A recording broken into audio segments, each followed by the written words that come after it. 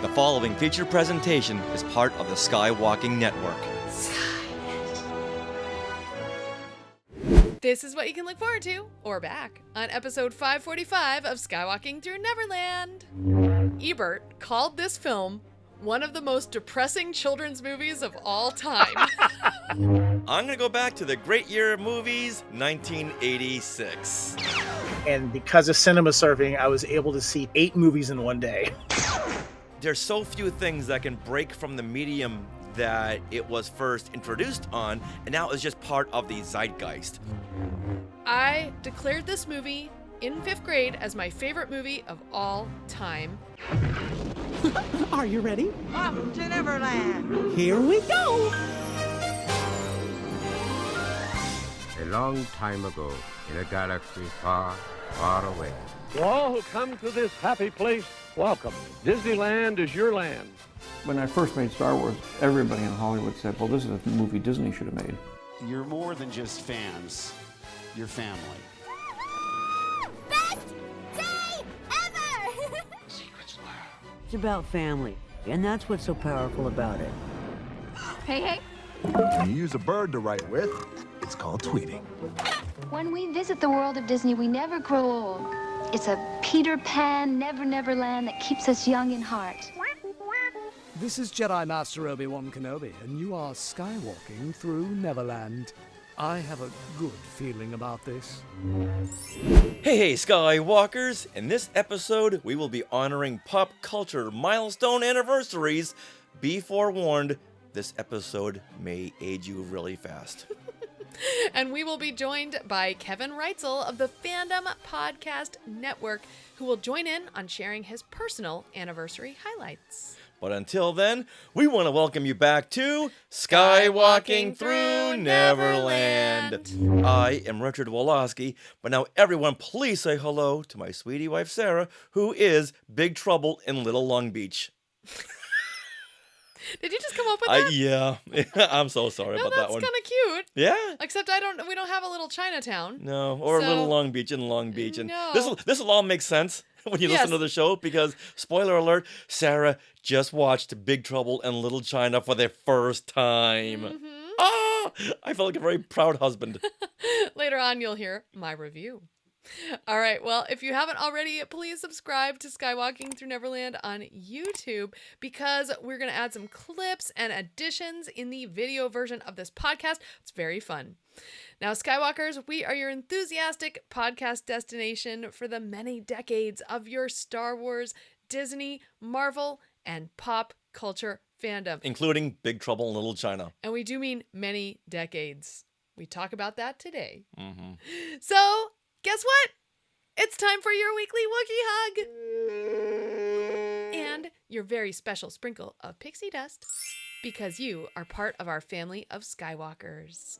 All right, now we are being sponsored by Small World Vacations, and they are a diamond-level Disney vacation planner travel agency that can help you book your trip to a Disney park around the world, a Disney cruise, or if you want to go to the other side and do Universal theme parks, they can help you with that as well. And best of all, the service of theirs, it's free of charge. So head over there to smallworldvacations.com for a no-obligation price quote and tell them Skywalking Through Neverland and Jack Burton sent you.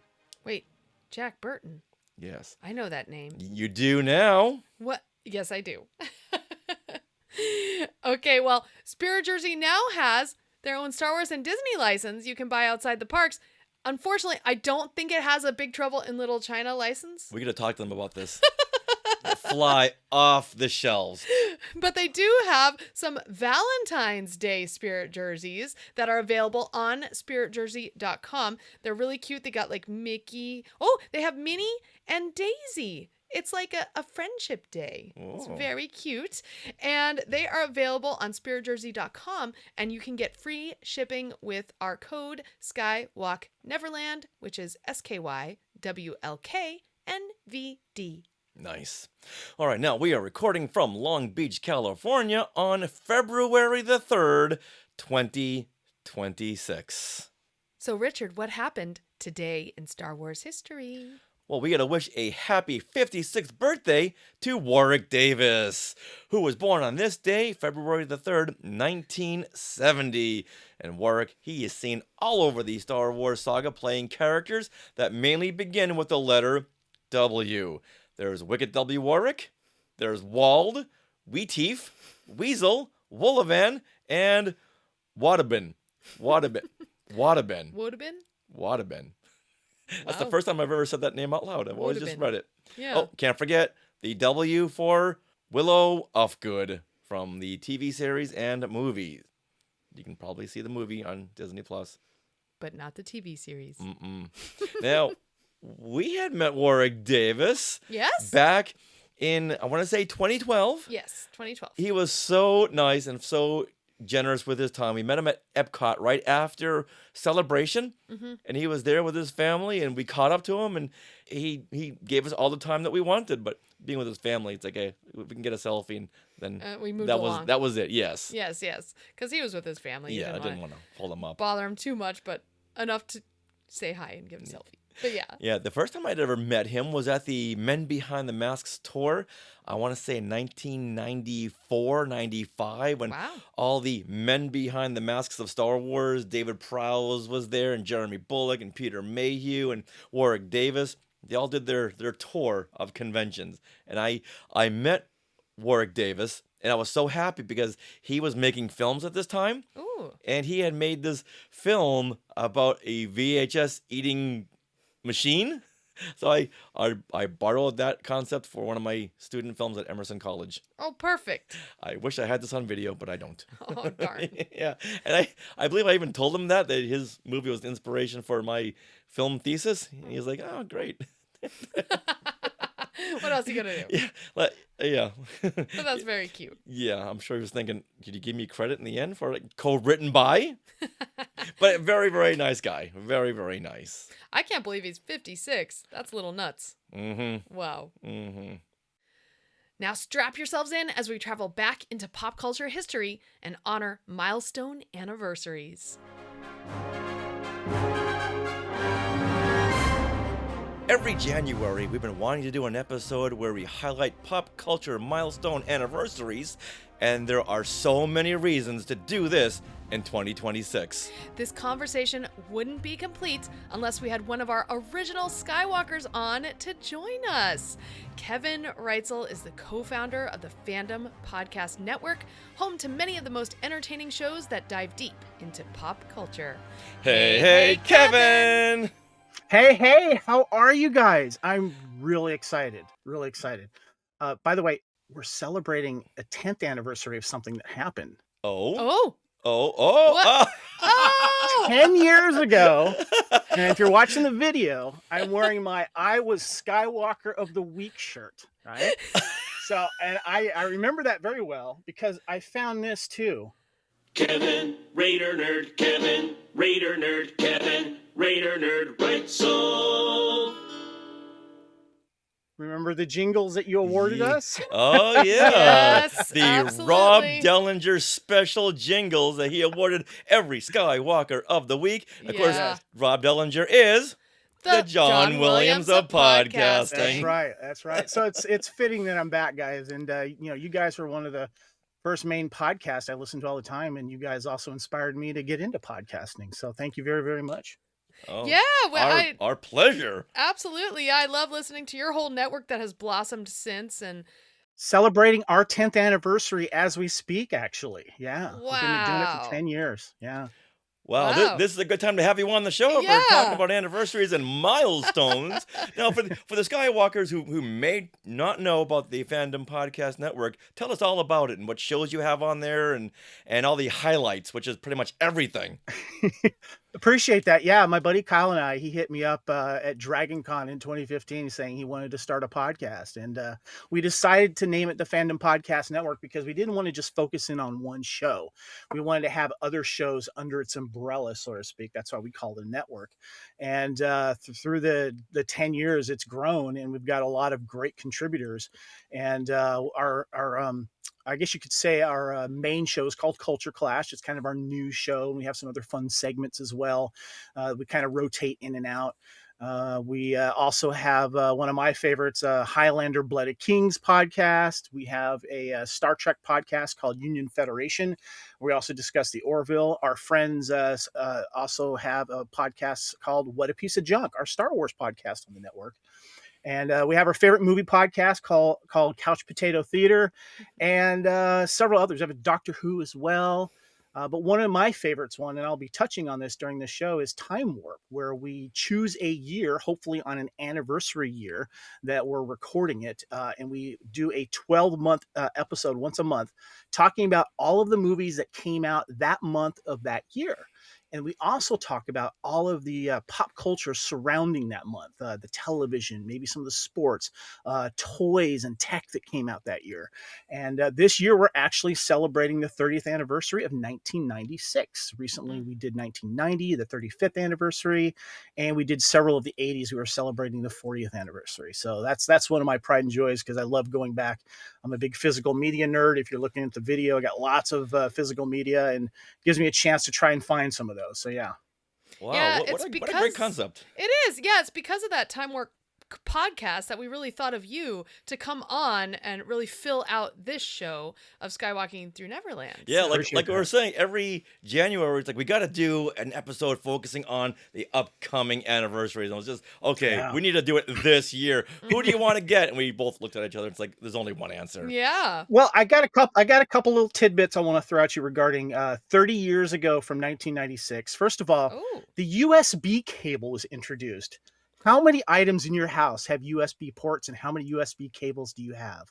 Right in front of us. 1, 2, 3, 4, 5, 6, Exactly. 7. Yeah. Yeah, Seven, it's slowly items. being taken over by other stuff right now, like the USC and everything, but the USB cable is introduced. And something that's kind of affected maybe eventually the purchase of Star Wars. In 1996, February, 30 years ago, Disney formalized its $19 billion acquisition of the ABC parent, businesses, ESPN and all that kind of stuff. So that's when Disney like really became like the mega, business. And DVDs were starting to come out, guys. VHS was still going strong, but DVDs were starting to make it. Do you want to take a guess on what one of the first major DVD releases is? GoldenEye. Oh, Twister. Oh. Twister was one of the first major releases on DVD, and I still have a sealed copy of it right here. So. Wow. Yeah. You know what? This just came out on my news feed that Disney is looking to acquire the Fandom Podcast Network. Wow, Josh D'Amaro was really doing his research. Yeah. He was named CEO today. Yeah, but they're only offering $4.2 billion. A little more than what they gave George for Star Wars. Yeah. So you know what? I'll text them back later on and say Kevin's no longer interested. You guys will have if that were to happen, you guys will have first class tickets to wherever I'm going to have a huge party. So there you go.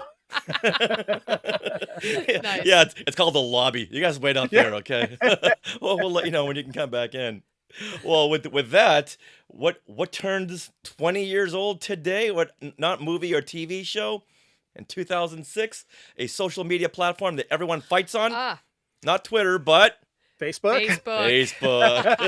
It went public today. That's yes, right. went public 20 years ago. Yeah. Well, okay, we're getting way ahead of ourselves. Yes, And we want to get into all of this. All right, now, you know what?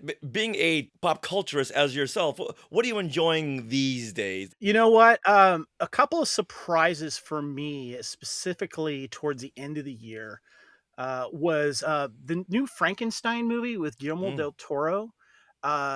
He's a huge fan of practical effects, and Jacob Elordi, who played the creature in that, and was just phenomenal in it. He brought a certain humanity to the role, not just a monster. And my wife and I are big fans of the director, of course, and just Frankenstein movies and monster movies in general. That was a big surprise for me. The series Landman with Billy Bob Thornton, I just could not wait for a new one to drop. And I get a lot of crap for liking this movie series, but I don't care. I love Avatar. Avatar was great. I'll see it again. It's one of the best movies in 3D. Absolutely adored it. And I'm glad that Zootopia finally got a sequel. One of my favorite Disney animated movies of all time. One of the greatest movies to watch in 3D as well. Oh. And also too, a big surprise hit. It wasn't a big hit, but a surprise hit with me and our fandom was a little dinosaur movie that came out last year. What do you think it was? Oh, was it Jurassic Barney Park? the Dinosaur revival? No. Jurassic Primitive World? War came out, and it's an independent film by a gentleman called Luke Spark. It's more of an adult version, like meaning it's R-rated. Think of Vietnam era U.S. soldiers running into secret scientists from the Soviets that are mixing with time machines and other things, and they bring dinosaurs into the mix, and all-out war breaks. So That sounds fun. What's it called again? it's called Primitive War, and it's streaming right now. It's on physical media. I have a good friend of mine in Australia who was an extra on it. Luke Spark is the director. He's kind of an up and coming independent director. And also, what's great about Luke is he's a huge Star Wars fan. We had him on Culture Clash several months ago, and we got to pick his brain about his fandom. It was awesome. So right now, people over at Jurassic World were going, so that's something new you could do with this franchise. Instead of just doing the same movie again and again and again, let's bring in time machines and Vietnam War and great. Yeah. something we haven't seen in the last I think there's 84 Jurassic Park movies. Yes, there is. Yeah. So if you love dinosaurs and you want to see it in a different tone and a different light, highly recommend Primitive War. And hopefully they make some kind of reference to Barney the Dinosaur, who's always celebrating a big anniversary every year. That would be amazing. Yeah. Tricia Helfer, if you're a fan of the reboot of Battlestar Galactica, she co-stars in it. And I can't remember his name. One of the lead actors of True Blood, he's in it as well. And so it was a fun romp, definitely. Well, we'll definitely have to put that on our must-watch list. Yeah. Sure thing. All right, with that now, let's all go around, and we're going to each give 3 milestone anniversaries that are either personal favorites or something that you feel deserves a shout-out. And we'll go with movies and TV shows or music that are over, let's say, 20 years old. Yeah, I've got stuff that goes back more than 20, so yeah. Okay, good. Yeah. Yeah. All right, so Kevin, we're going to start with you for our round 1. Okay. So give it to us. What is your first movie, film, or TV? Okay, so I'm going to go back further than 20. Is that okay? Absolutely. Yeah, okay. Please. Now, I have a feeling this might be on one of your pick, maybe yours, Richard. So forgive me if I'm sniping it here, but I'm going back to a TV show from 1976. And that is The Muppet Show. Oh. Yeah. I was 7 years old when that came out, and I was at the right audience. And of course, I was a huge fan of Sesame Street, and seeing a weekly show with celebrities coming on and mixing with these wonderful new Muppets, and what the Muppet franchise has done since then. We recently covered the Muppet Christmas Carol on Couch Potato Theater on the Fandom Podcast Network, and that was so much fun. And tomorrow we're going to see the brand new Muppet Show on Disney Plus. That's coming out. In fact, tonight there's a D23 special screening that we can watch. Yeah. Oh. Yeah. So we might be seeing it tonight. Nice. Ooh. Okay, so when you were watching the Muppet Show when you were a kid, aside from the stars of Star Wars, did you know any other special guests? There was a few, I think, that I do remember at the time, because my parents loved variety shows, and a lot of the people that came on there did, I can't remember the first one that I remember, but I remember when Alice Cooper came on, because I remember learning about Alice Cooper when I was a kid from friends that were into it, but I didn't really know who he was. But there was a few, but most of them, no, I did not. But of course, when Mark Hamill eventually came on, I know that guy. Okay, there we go. Yeah, they would always want the guest stars to appeal to the parents. Right. Whereas the Muppets would appeal to the kids, and that way you get that cross audience. Vincent Price was on there, if I remember correctly. Yes. I do remember him because I remember watching some scary movies with him, Dr. Phibes and all that kind of stuff, and so I knew who he was. The best thing about the Muppet Show is, as a kid, you're watching through it with with one lens. And then as you get older, you see the other inside jokes that maybe you didn't get. And so you enjoy it again. So it's giving me a lifetime of enjoyment through rewatchability. And, there was just some wonderful characters through those Muppets that you felt like, you were understanding them as your peers, and the humor. And it was also a great way for me to learn about different types of music that I didn't know as well. And also you would get musical artists on there as well. And one of the ones I remember the most that really kind of tickled my music fandom was this drummer called Buddy Rich. And he was a great jazz musician, and he was always with a lot of other famous musicians as the drummer, but he was a personality as well. And he had this drum solo with Animal. It was fantastic. All right, cute. Sarah.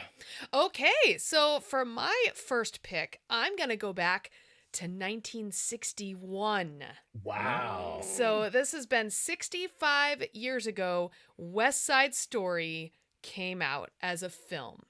And as a kid, I remember I was always drawn to musicals. Like Sound of Music, Mary Poppins, and pretty much West Side Story were on my constant rotation. Sound of Music for me, definitely. Yeah. Like when I was 4, I remember I would just ask my mom to keep putting on Sound of Music again and again. So with West Side Story, I feel like it's almost like you graduate from Sound of Music to like West Side Story, which has really interesting rhythms that Leonard Bernstein composed. And then you have the lyricist Stephen Sondheim, and we know him from Into the Woods and a whole bunch of other musicals, but his lyrics are so intricate. And you get this classic tale of Romeo and Juliet set in New York's West Side. And you have the street gangs of the Jets and the Sharks taking the place of the Montagues and Capulets from Romeo and Juliet. And I just, like, that opened my world up as a kid to all these musical, what a musical could be, really. Yeah. And America is my favorite song in that, because there's such energy and excitement to the music, but also the choreography in that is amazing. Rita Moreno really steals the show. And I have a fun fact that I looked up for West Side Story. And that is that the choreographer, Jerome Robbins, he went to high school dances in Puerto Rican neighborhoods in Harlem to study their dance moves of the time. And that's partly why the dancing seems so fresh and interesting. Well, can I ask you a question? Yeah. My wife loves West Side Story. Yeah. What iteration or maybe stage play that you saw or remake or something that you thought was also done well? Oh, well, I can answer this too. I really do enjoy what was that, 2021 version? Was it Steven Spielberg? Yes, Steven Spielberg. My wife loves that one too. Yeah.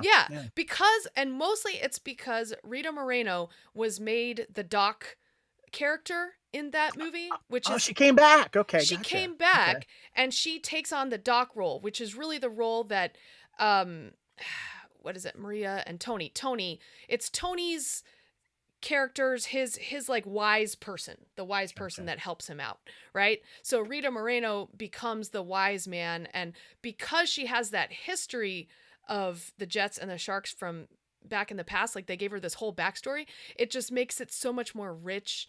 And then she has her own song that they added to that film as well, which just, waterworks. What a way to pay tribute. That's great. Yeah.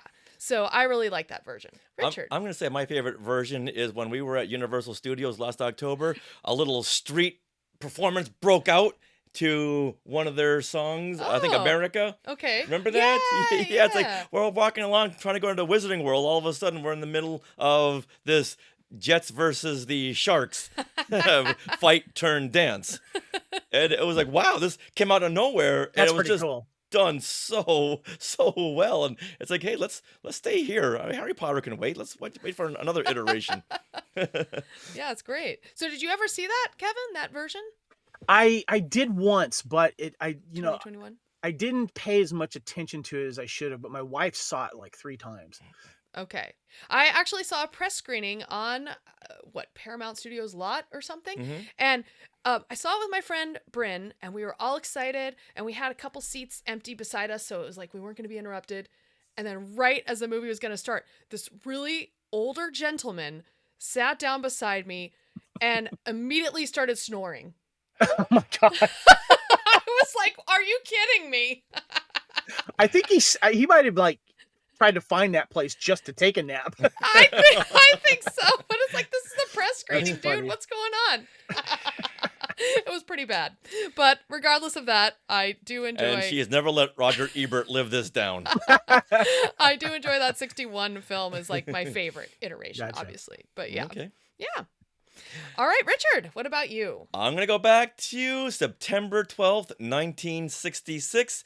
This year, we are celebrating the 60th anniversary of the Monkees TV show. Wow. I'm Yeah, not surprised. 60 Is it really 60? Wow. 60 years for the TV show. Wow. Their singles came out a few months earlier to rev up to the TV show, but this is the 60th anniversary of their music, the TV show, but the TV show is what really got to me as a kid. Now, I got to say that time feels very irrelevant when it comes to things that came out before you were born.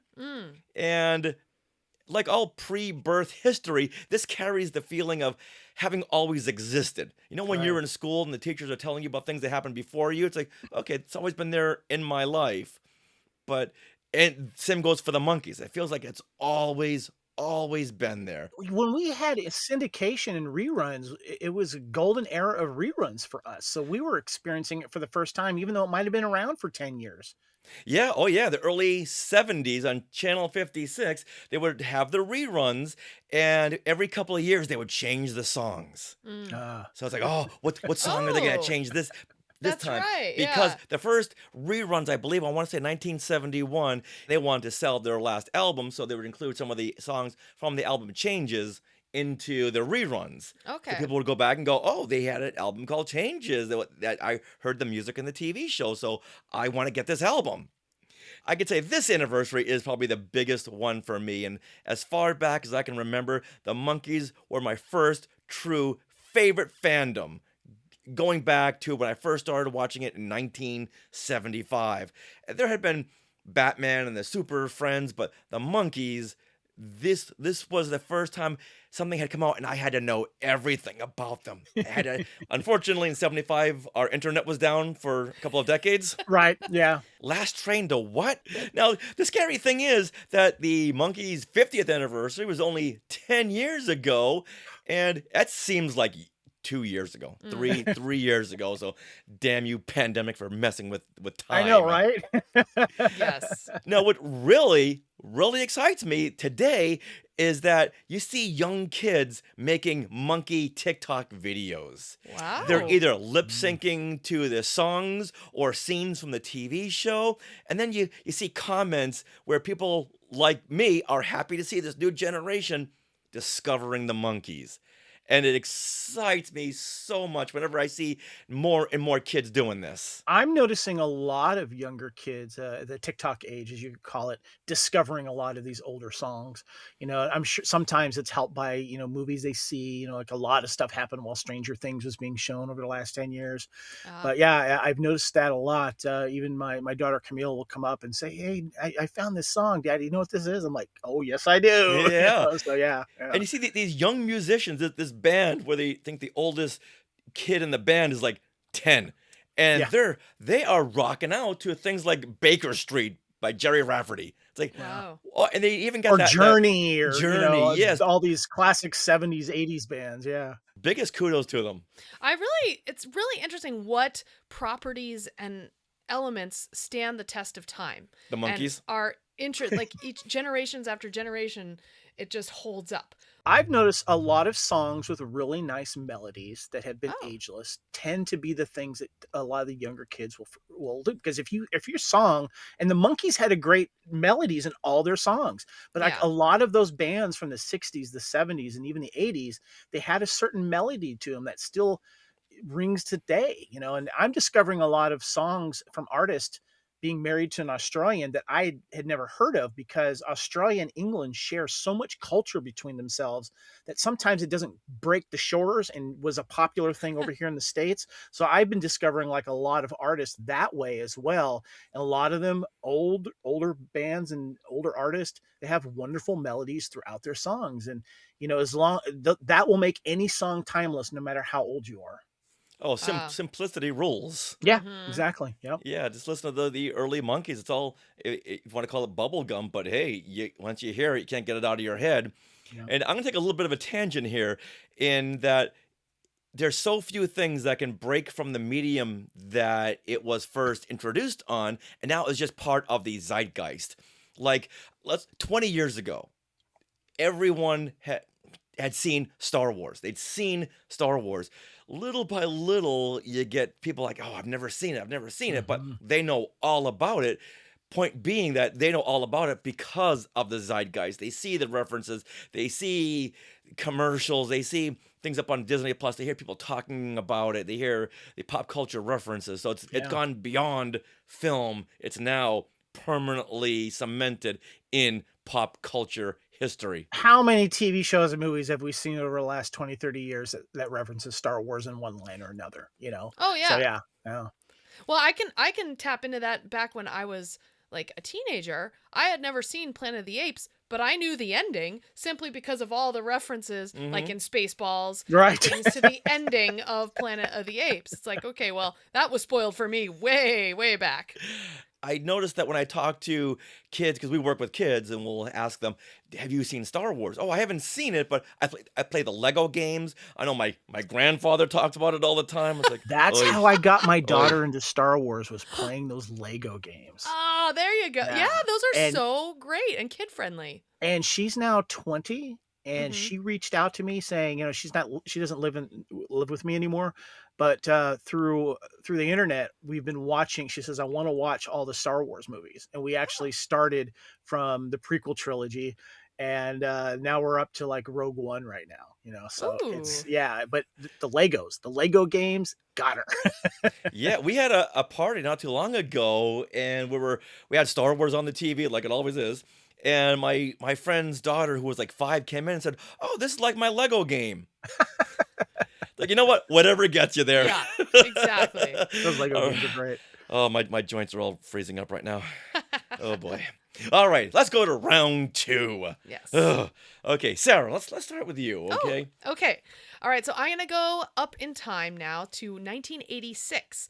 Now, Kevin, you were mentioning that 76 was a big year for you and Richard, but for me, I was born in 81, so 1986 was like my year when I was 5 years old.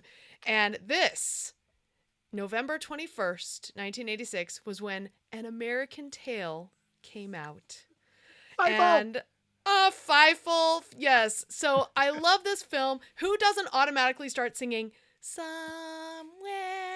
Out There in a childlike voice when they think of An American Tail? I mean, that's me. Yeah. So I just want to say that this movie, even as a kid, and I remember this very clearly, it captured me from the opening credits, which flitted in and among giant snowflakes, and to this James Horner score. And then we're introduced to the character of Fievel, which is the Russian mouse who's separated from his family as they emigrate to America. And then the whole movie, he's trying to find them with the help of all the friends he meets along the way, whether they're birds that are voiced by Christopher Plummer or a cat that's voiced by Dom DeLuise. So I love this film, and it just really captured me. Like, I loved animals as a kid, and anthropomorphic animals, gimme it. Like, Great choice. I love them all. And I found some fun facts about this film too. So you guys want to hear them? Oh, please. Okay. So Rogers and Ebert called this film one of the most depressing children's movies of all time. Siskel and Ebert? Siskel and Ebert. Did I say Roger Ebert and Gene Siskel. Oh, okay. I used to watch those guys all the time, so yeah, I remember. They did not give this movie 2 thumbs up, but the publisher did.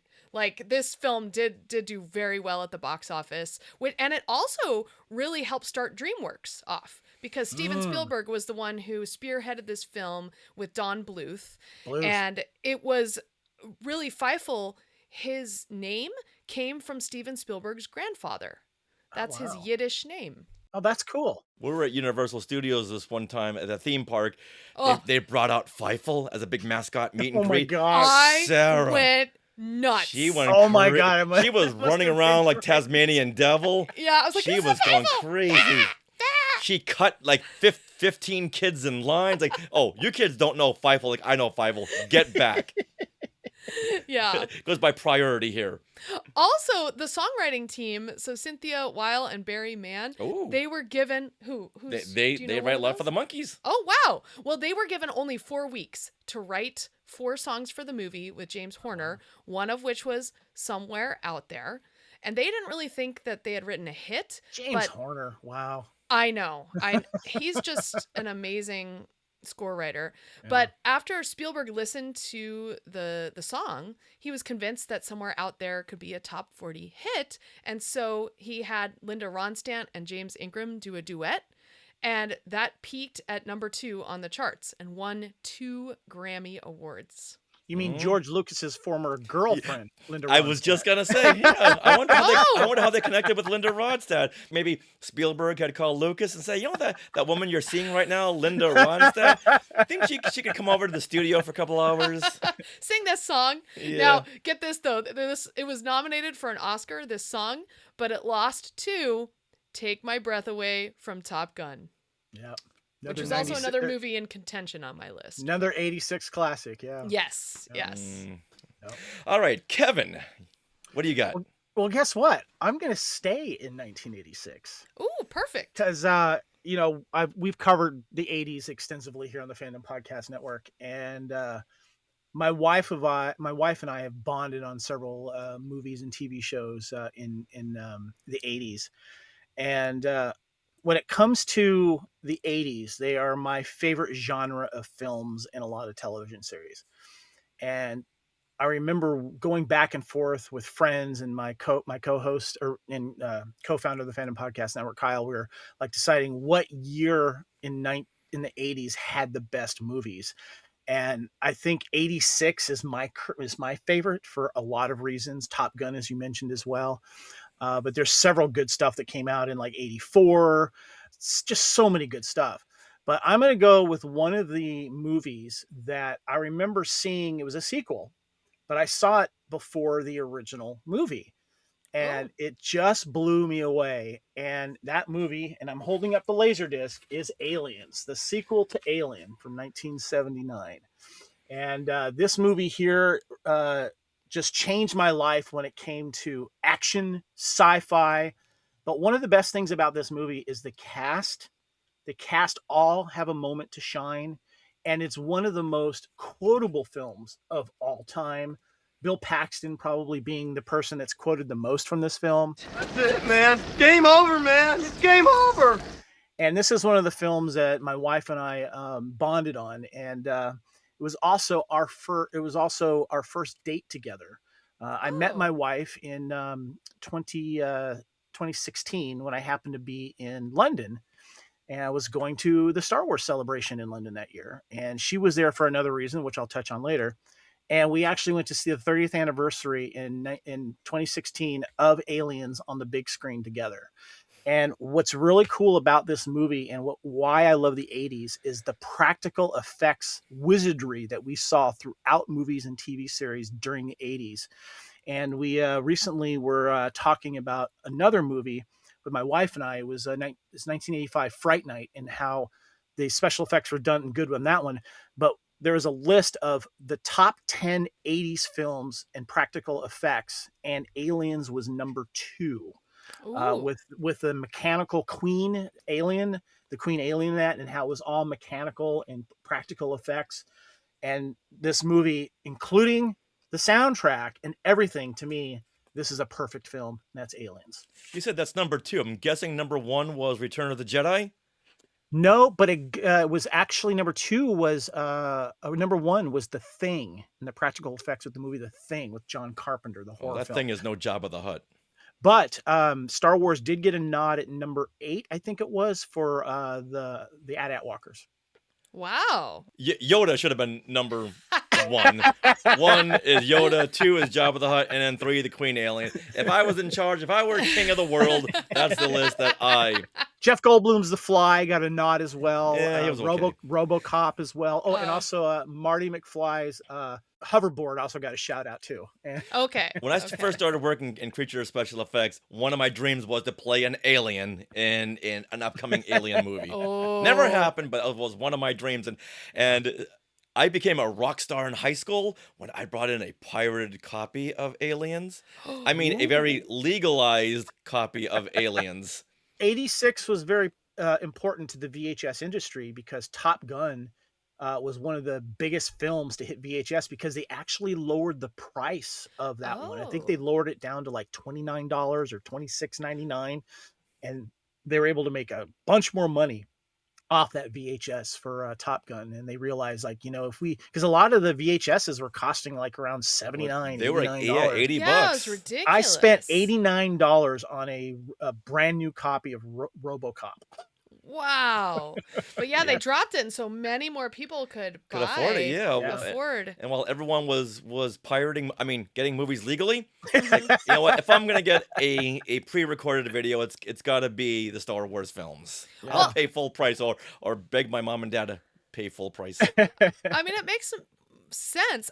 I remember back as a kid, I loved getting like VHSs, or when they came out, DVDs of films as gifts, or giving them as gifts, because it was a good choice. Even as a teenager, you could afford that. Plus, with the Disney ones, came in this big giant plastic clamshell. Oh yeah, super. Oh yeah, remember all the clamshell VHS Disney films? Yeah, if you had one, you got to get the whole rest of the collection, so it looked nice on your shelf. And I do have to mention one personal thing too. My wife has a tattoo of the Queen Alien on her back, and it has the tail wrapping around her arm. So whoa, she has proudly showcased them on her Facebook and Instagram. So yeah, she isn't hiding that tattoo.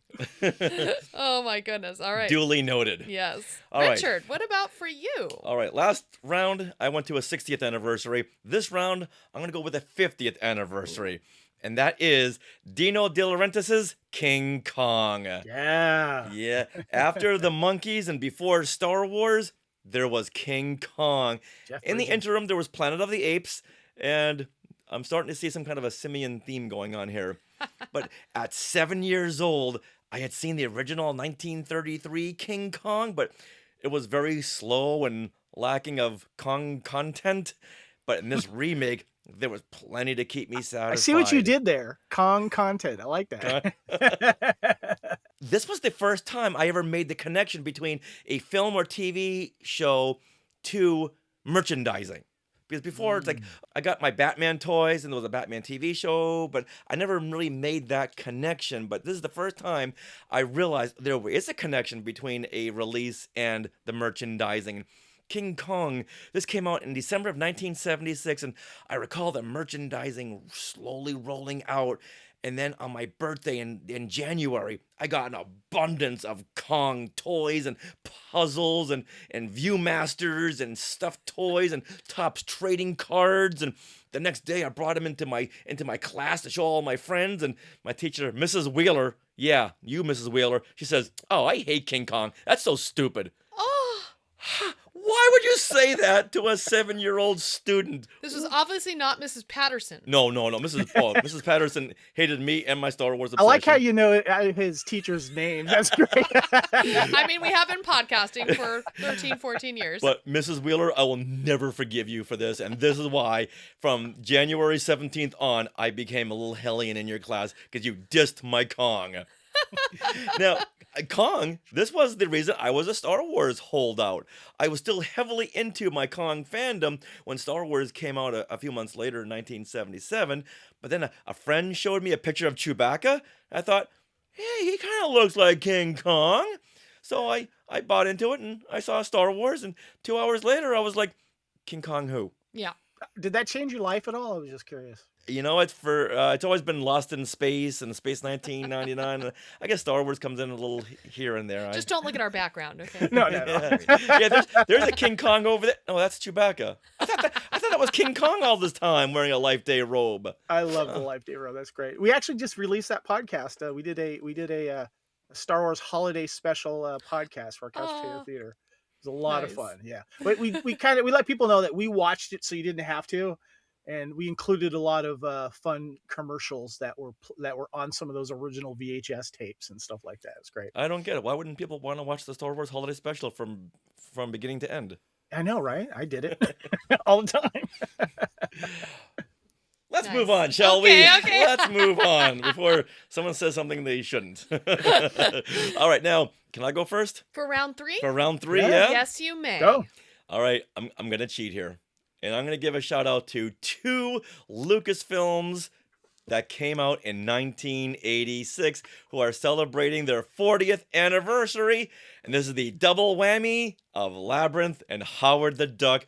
Both came out in the summer of 1986. And at this point, we were getting a new Star Wars film every 3 years. So instead of getting a new film 3 years after Return of the Jedi, we got Labyrinth and Howard the Duck.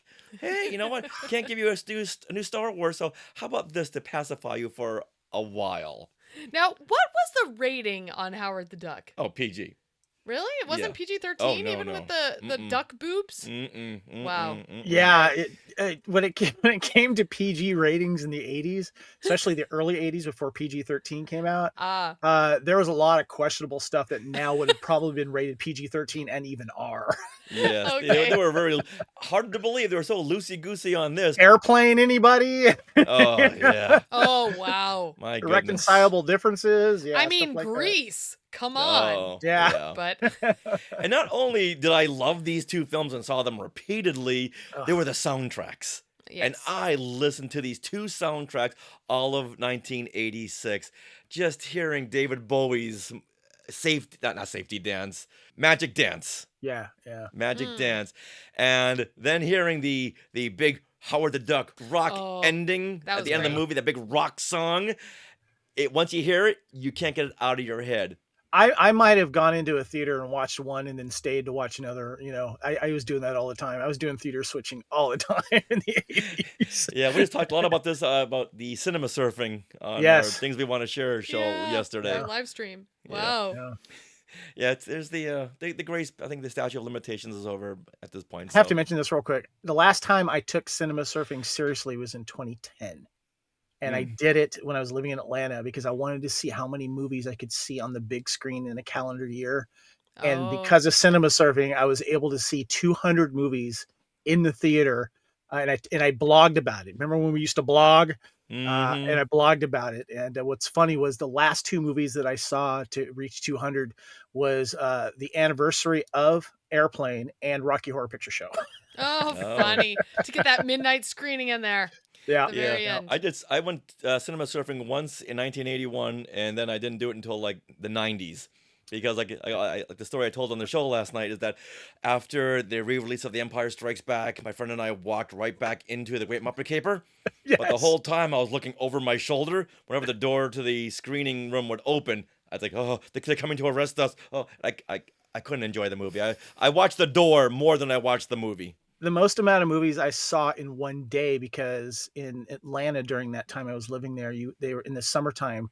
They were showing movies as early as 9 a.m. And I stayed all the way till the midnight movie and watched the midnight premiere of A-Team reboot. So I saw 8 movies in one day. Oh my gosh. Yeah, my max is 3 movies. And even those big super marathons, I'm not sure I could do that. I can't do them anymore either. I used to be able to do Lord of the Rings like all day, but now I have to spread it out. Yeah, you got to spread it out. I don't think I've ever been for more than 2 movies at a time. Yeah. That's a good double feature though there. I remember seeing those, the Labyrinth and Howard the Duck. Love those. Those were fun. Mm-hmm. Oh, fun. I still love them to this day. Nice. And I'll die on that sword. All right, Sarah, what do you got? Okay, so for my third choice, I am going to choose Hook. which came out in December 11th of 1991. So this is the 35th anniversary year of Hook. I was in 5th grade, and I declared this movie in 5th grade as my favorite movie of all time. You had Steven Spielberg directing, you had your John Williams score, you had Robin Williams portraying, the aging Peter with kids, who's actually, I think he's supposed to be my age now, of like 45, right? He's like mid 40s. I know, that's crazy.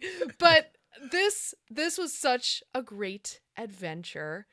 And to top it off, I had a really cool experience with this film. So my entire 5th grade talented and gifted class, we created activities around the film. We went on a field trip all together to see the film, and then we even had our very own Bangarang Day. Bangarang! Just like the Lost Boys in the movie. We had blocked off this period of time. We learned about pirates leading up to it. We made our own treasure chests.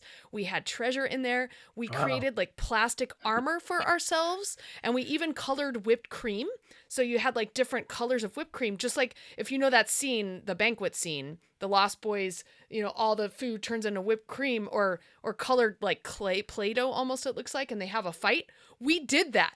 We had a fight outside. It was so much fun. And then we even put on these little one-act plays and had like little musical numbers in which my friend and I were pirates, and we sang this pirate song together. I can't remember it for the life of me now, but we have like this little dance and like something like I'm a pirate, la la la la la, or something. I don't know what it was, but it was the best thing ever. And it just made the movie come alive for me. That movie was a big deal at the time. Yeah. It really was. Yeah. And it's still one of my favorite soundtracks. Like there's about 5 songs on there that are just so gorgeous and beautiful. And when we talked to Mike Mattasino on our podcast, who did the liner notes for that score, he had mentioned, and I didn't know this in 5th grade at the time, but this was originally supposed to be a musical, this whole movie. And so the songs were developed as musical numbers, but then they pulled back on the musical part of that and decided, but he still used that music in the soundtrack. So each song is very rich and full and feels very melodious because of that. And I just like, this film just gets me. Like you try to watch it today and it's not the best. Like it's really geared toward little kids, the age I was when I saw it. So, and I mean, you can't beat Steven Spielberg's imagination and how everything is so full of magic. And that's how that film was. And who for better me. than to play Robin Hood, Peter Pan, than Robin Williams? Yes, who's like a little kid himself. Mm-hmm. And the fact, I think, Richard, you were saying how the previous film, it made you think of how the film was tied to the merchandise. Yeah, well, King Kong. This was the first film where I really got like, a star is your hook into this film. Like I remember really wanting to see this film because Robin Williams was in it. And I was already a big fan of him as a kid, having seen Mork and Mindy on Nick at Night. And I loved his blue eyes. They just, wow. But it was a big deal because you had Dustin Hoffman, who was, obviously a huge star already. Well, he was coming off with the success of Rain Man. Yes, playing Captain Hook. And then, like, off of Pretty Woman, who else do you get? No, that never happened, so Kevin. That Julia never happened. Roberts. Okay, I remember this also clearly as a 5th grader. Julia Roberts cast as Tinkerbell. I was like, no. I did not like her as Tinkerbell because she's too statuesque. Like she's a beautiful woman, but Tinkerbell is tiny and cute. We were all curious when we heard about the casting though, and we were watching the trailer for it. It was a big deal because these were all huge names, So yeah. Yeah, that took me out of when I saw the commercial. Cut to Julia Roberts as Tinkerbell. No, I'm out. Oh, it was bad. I remember just actively did not like her as Tinkerbell. It's only a couple of years ago that I learned that George Lucas and Carrie Fisher are in Hook. They're extras. They're on a bridge and they're kissing. I guess they were Like on as this... Peter Pan is flying over. Yes, them. yes. Like Yeah. you look down and there's a couple of kissing. It's George Lucas and Carrie Fisher. I can only imagine that conversation after that happened with Carrie Fisher. Well, I am shocked that she never brought that up. All right, George, you finally got to kiss it. She never brought this up in any convention anywhere, unless Lucas said, "All right, this is closed. Yeah. You can never mention this." Oh, maybe. Let people discover it as they go along, but I don't want to hear any stories about where my hands were, where your hands were. Leave it alone. All right, Kevin, what do you got for round 3? All right, I'm staying in 1986, and this is also for personal reasons, but Aliens is in my top 5 movies of all time. This one is probably at number 2 of my movies of all time. Number 1 is Raiders of the Lost Ark. But I'm going to stick with Highlander from 1986. And the reason why this movie is so important to me is because it was one of the first shows that we did on the Fandom Podcast Network. But also, there were some sequels that came out that were not very good, but there was a great 90s television series that explored the genre more and a lot of the backstory with another character that was related to the main character, which is Christopher Lambert, and of course, co-starring Sean Connery. And the reason why this movie to me holds up in so many ways is that not only with the special effects and the practical effects, but the music by Queen and Michael Kamen as well is just a perfect soundtrack to this. And it's a great fantasy sci-fi movie about a very interesting immortal world. For those of you that don't know, it's about an immortal that lives secretly among us mortals with other immortals that are secretly dueling behind the scenes to kill each other because one has to be left. There can be only one to get the final prize. And when the only way the immortals can kill other immortals is by beheading them. And when you do, you get their power, you get their strength, you get sometimes their memory, sometimes you get their burdens. A lot of stuff have gone into the history of Highlander. The reason why this is important to me is not only is it celebrating its 40th anniversary this year, it was the movie that my wife and I bonded on as well. And the same year in 2016, before I was going to the Star Wars celebration in London, my buddy and I decided to let's meet there. My friend David from Sweden, but let's do some traveling beforehand. And he and I are big cinephiles. We love movies and we love visiting filming locations. And so we decided, well, let's go to Scotland to where a majority of this movie was filmed. And so we went to Ireland first and did some stuff there. And then we went to Scotland and visited some of the famous filming locations. Well, during this time, I was going on a Facebook group called Highlander Heart because it was really like the only Facebook group that was catering to Highlander fans. And I saw this lady posting pictures of places that I was going to go. And I politely said, "Hey, where did you find this?" And also too, and I wasn't trying to be creepy about this, but I said, "We're trying to find some Airbnbs because in the Highlands of Scotland, there's no major hotels." I said, "Where did you stay? Because we're still trying to figure that out." And she was very kind and she replied to me. Then we started messaging back and forth. We became Facebook friends. And it turned out within like 3 weeks of each other, she had gone and done a tour through Scotland because she was staying in London. Oh. And so I said, "Hey, thank you for the information, blah, blah, blah." And then she ended up hitting me up later saying, "Hey, you're going to be in London, right? I noticed you're going to the Star Wars thing. Do you want to hang out and see aliens?" Well, we bonded on Highlander, and how I know she's a Highlander fan, she's a huge fan of Clancy Brown, who plays the villain in this, the Kurgan. And if you know who Clancy Brown is, he has Star Wars ties, he has SpongeBob ties, he has a lot of movies and TV series ties. And she got to see the 30th anniversary of Highlander on the big screen in Edinburgh, Scotland, prior to me arriving there. And she got to meet him, and because she has a tattoo all the way down her arm of the Kurgan and the Highlander castle that's in Scotland. And we've bonded on Highlander, and it's the thing that brought us together. And there's so many hardcore Highlander fans, and Highlander is going to become predominant again because right now Henry Cavill is actually filming the reboot to Highlander right now in England with Chad Stahelski as the director, who is the director of the John Wick movies, who is a self-proclaimed Highlander fan. So we're going to get some good action. And the cast for the new series is great. We got Russell Crowe, supposedly playing the Sean Connery part, the mentor. We've got a lot of other great people on there. So a lot of younger people are going to discover Highlander through this. Then they're going to go and watch the original movie and maybe the TV series as well. So number one for me is Highlander.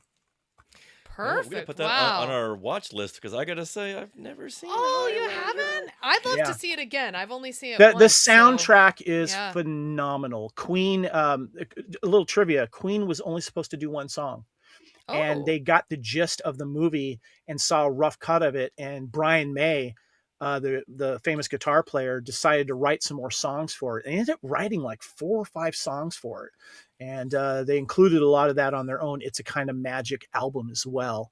Nice. And it's a wonderful series. And Gregory Wyden, who was the creator of Highlander and wrote the original storyline, he was inspired by visiting the Tower of London and looking at all of the famous and old armory and armor that a lot of old knights and warriors used to wear. And he was wondering, like, what if someone wore that and was still alive 400 years later and now is looking at something they wore before. Yeah, Richard, we got to put that on our list. Yeah. Awesome. All right, well, now we're going to get into our honorary picks because you can't just leave it at 3, right? Yes. So, yes. Kevin, what is your honorary runner-up? I was going through a lot here, but there was one movie that came out that was a huge blockbuster, and we're actually going to be discussing it when it comes to its time in 1996, 30 years ago. Now, when we think original blockbusters, you obviously will think Jaws, because that probably was the first big one. Then we get Star Wars, right? Every Star Wars movie became a blockbuster. And then you get 89 Batman, which really kind of started the new generation. But the one that really, and I remember being in line to buy the ticket for hours and then being in line again just to be up for the midnight showing. And it was huge, and it was a crowd pleaser. And that is 1996 Independence Day. Yeah. The highest grossing film of 1996, which redefined the summer blockbuster. And this had a great cast, and it was so much fun. And I remember the cheering and, standing on our feet, and it was a really big deal. And midnight movies were a big deal during this time. And I think the Batman movie was the first real big midnight movie that I stayed up for, that they would premiere at midnight. And then they started doing it all through the 90s and through the 2000s. But the Independence Day was huge. And I remember it very, very well. I remember watching it over again and over and over, and then finally getting it on VHS. And when it comes to the 90s, that's when I was really becoming a cinephile, becoming a huge fan of movies, but also a fan of how they were made. I remember seeing Pulp Fiction for the first time. Oh, that's what a good script is. That's how you do a good script, and then paying attention to other things about how the movies are made, especially the special effects. And a good ensemble cast can really make a movie. And I feel that that was, Independence Day. And in my opinion, when you look at all the famous movie and TV series presidents, one of the best president speeches of all time. Bill Pullman. Woohoo! Yeah. Oh man, I'm so glad you brought this up, Kevin, because this was one of on my list. I'm like, should I choose it? Because I believe I saw it opening day of July 3rd with it just a packed audience. Everyone was cheering, when they kill the aliens. Will Smith was so funny. Like, it was just a great time at the movies. And one of those experiences that's why you go to the movies, right? To have this collective communal experience. Being a Star Trek fan, seeing Brent Spiner as a crazy scientist, Same. They don't let us out of here. Yeah. And as an extra bonus, it was on Independence Day that Fox released the Star Wars Special Edition trailers. Oh, wow. And this was the first time I realized that there was an Empire and Jedi Special Edition. They had the Star Wars Special Edition trailer. Like, oh, this is great. And now, what, Empire? They're doing Empire and Jedi? I think I passed out and I didn't see Independence Day that day. I was just a big pile of orange goo. How exciting. Yeah. Wow. Awesome pick. All right, Sarah. Okay, so for my honorary pick, I'm going to go with 2001. And so it's the 25th year anniversary of Moulin Rouge. Wow. Fantastic film. It really is. And I see a pattern here. I love musicals. Most of the picks I've done are musicals or were going to be musicals like Hook. So I grew up on them too, so I love this. This is great. Yeah, I feel like Moulin Rouge is really this musical appreciation journey because the songs in this film are mostly covers of popular songs, but they're stitched together so you get this really fun mashup and they become their own thing. It's like a musical of musicals. And I love that. And then also, to top that off, I was already a Nicole Kidman fan. Ewan McGregor, this was 2 years after The Phantom Menace had come out. So I only knew Ewan McGregor as a serious actor. But suddenly, I remember being in the theater, and all of a sudden... Obi can sing? He looked into the camera, grinned that famous $1 million grin, and just opened his mouth and started singing...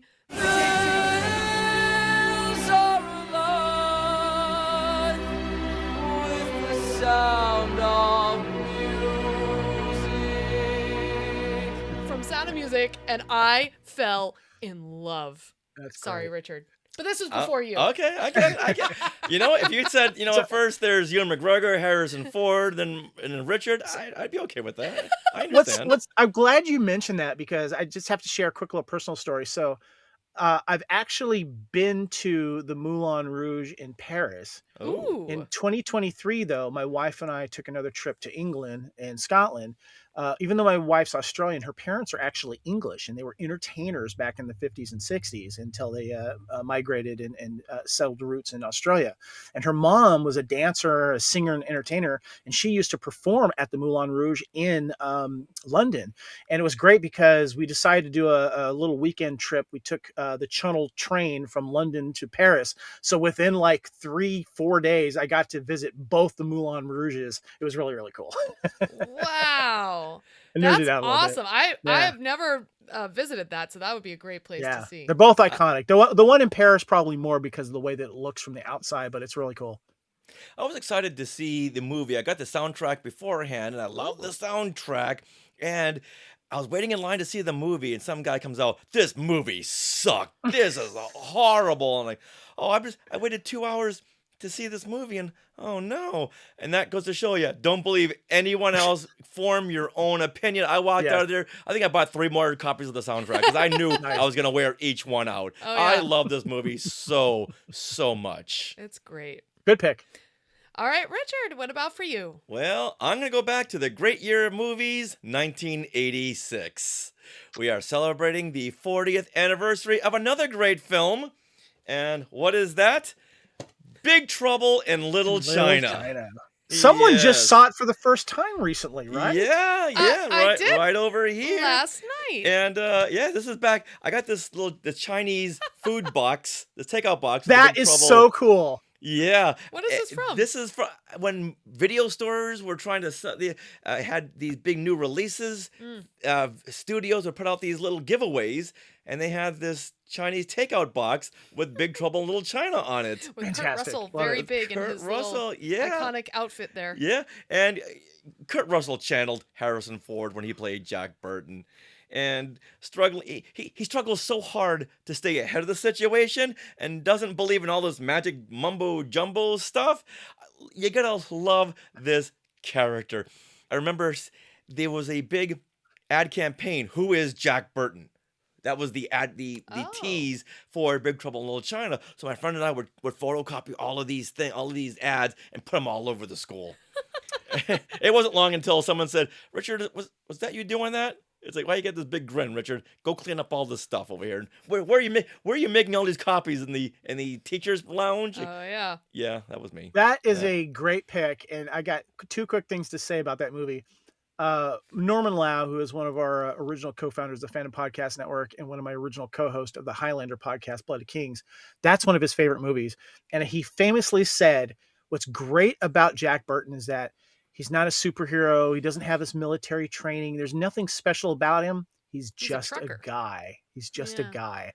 And he's got these great instincts that he uses throughout the film. And a little bit of Highlander trivia. Kurt Russell was in the running to be in Highlander, and his girlfriend at the time says, you should do this one instead. Jack Burton is one of the greatest action adventure heroes of all time. Like you said, he's just a regular guy. He can't get his mind around any of this stuff. He tries so hard to get ahead of the situation. He just can't do it. And I think he's okay with it. He knows where he stands in this. I love going to conventions and seeing a lot of Jack Burton cosplayers. Yes. They Kim Cattrall, Gracie Law cosplayers, and that Amidala outfit that she has on. And after years and years and years of promising, last night I did show Sarah Big Trouble in Little China. And those moccasin boots he was wearing. Oh, love them. Yeah. Sarah, what did you think? It was a fun film. Like I wasn't a teenager, so I wasn't like super gaga over it. And there was some things I was like, wait, why did Kim Cattrall just suddenly show up at this restaurant? Like they just met at the airport and there was no exchange of info. I was like, what's happening? But I know Richard was like, you got to hand wave that. I was like, all right. Yeah, but I did, like I was telling Richard last night, I did like the opening of it, how it kind of introduces magic into the real world. The real world where there's Egg.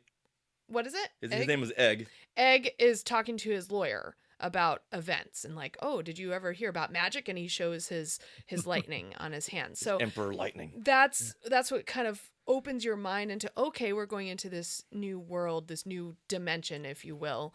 And it was a fun romp. I really liked the whole mystery to it. I kind of called it a grown-up Goonies. Yeah. Oh, yeah. Definitely. Right. They must have had a blast while making this, because every day it was a whole new set, whole new wacky adventures.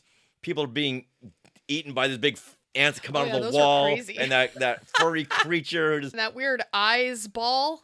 Yeah.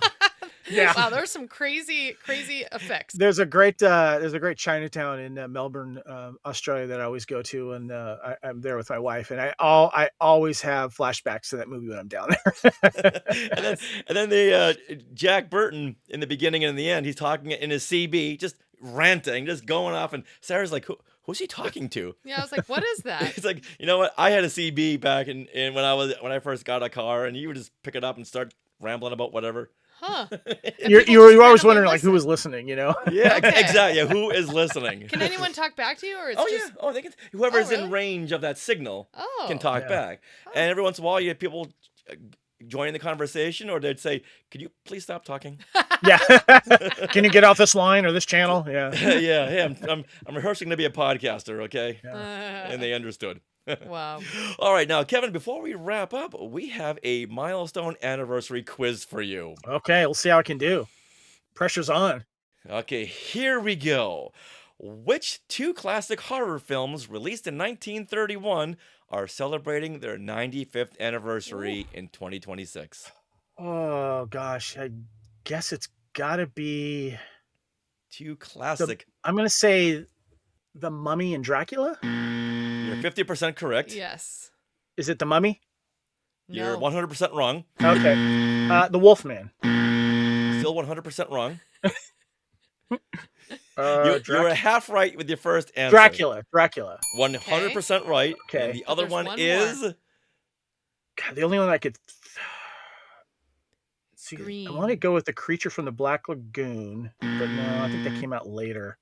That was 25 years later. Yeah. Oh, jeez. Guillermo del Toro just did a remake. Frankenstein, of course. There you go. Frankenstein.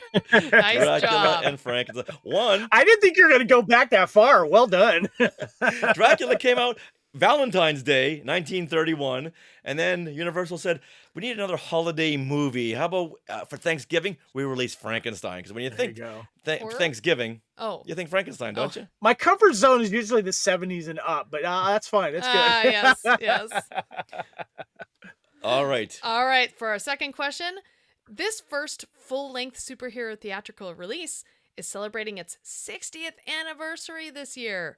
What is it? 60th anniversary. First full-length superhero theatrical release.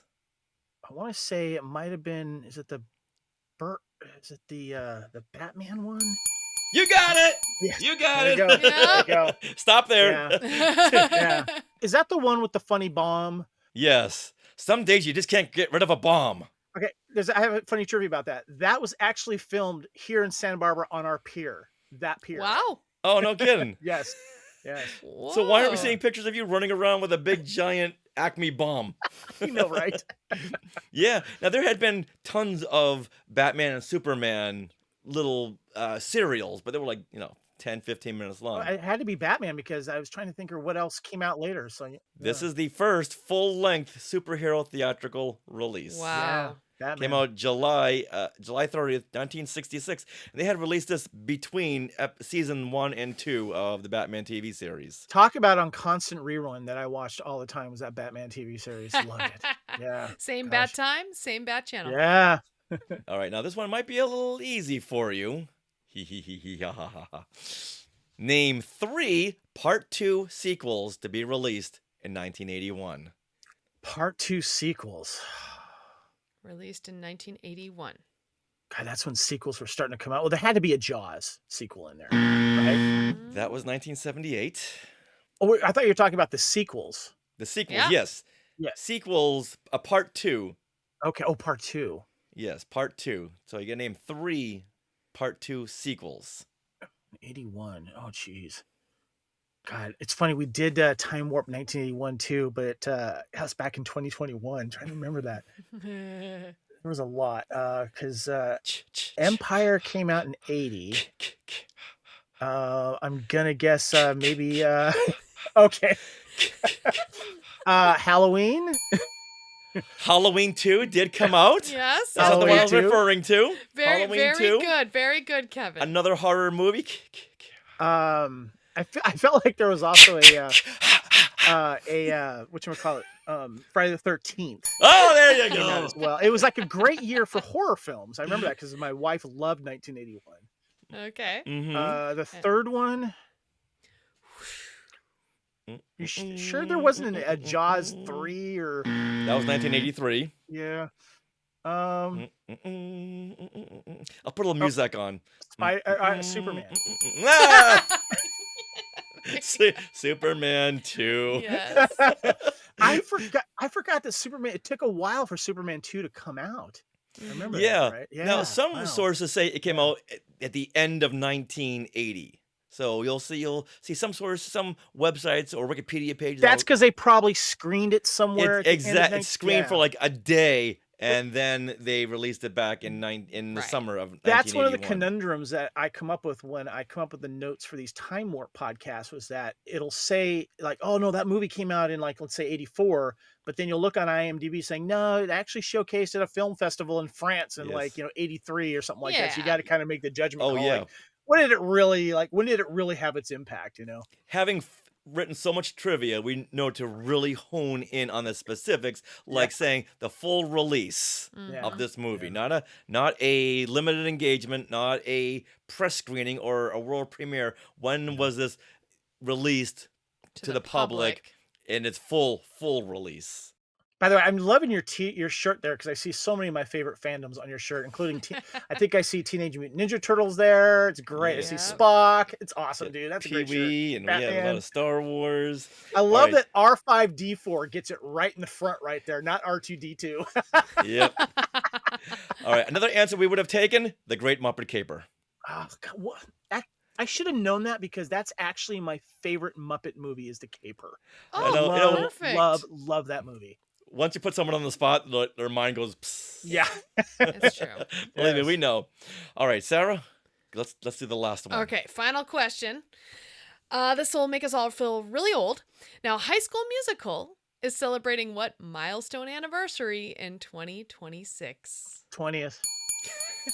Ding, ding, ding, ding, ding, ding, ding, ding, ding. That is correct. Kevin is a huge High School Musical fan. We didn't know this. 20th anniversary. Yeah, and feeling old. Totally. There you go. Well, you did All right, it. now before Kevin hangs up on us. Yeah. No, keep it going. It's great. Let's wrap up by asking you where the Skywalkers can reach out to you on social media if they want to agree with your choices, disagree, or just say, hey, we love your network. You can reach me on all the socials, of course, X, Instagram, Discord, and Letterbox is one of the apps I like to use for keeping track. I've been keeping track of all the movies I've watched since 2023 on the Letterbox app, and that's been a lot of fun. And it's amazing how many I've been watching. Spartan_Phoenix is where you can find me on all the socials, including Blue Sky. And please follow us at the Fandom Podcast Network. We're on YouTube. We're on all the podcast catchers. We're on Facebook as well.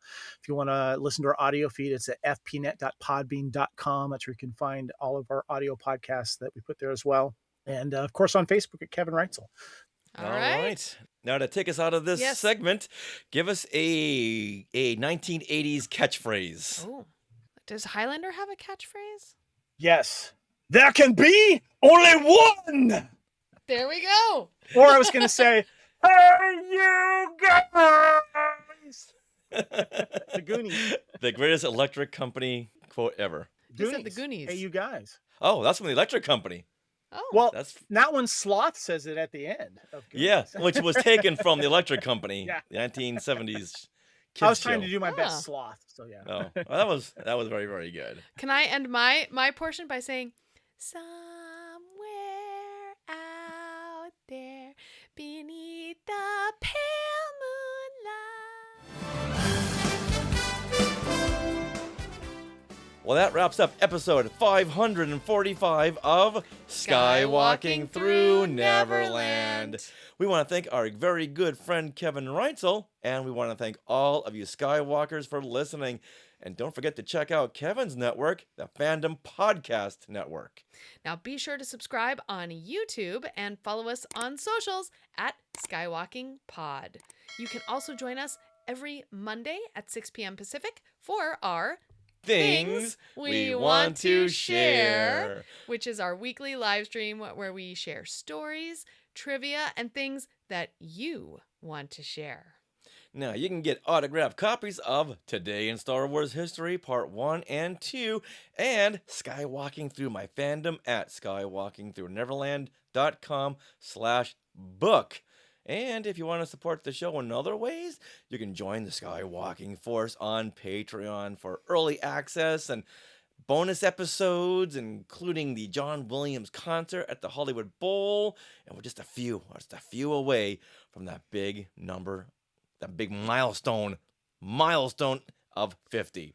That's right. And we just got a new Skywalking Force member this month. So you could be our next Skywalking Force member to get us closer.